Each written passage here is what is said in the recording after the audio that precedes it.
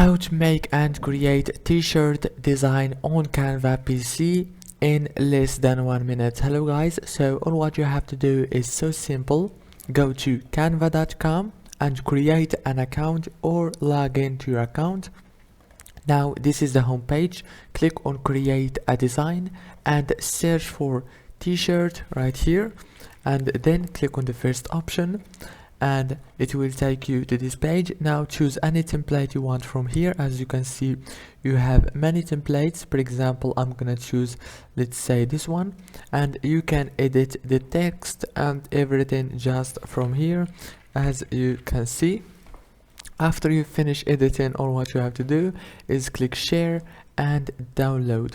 So easy and fast, and good designs, professional looks.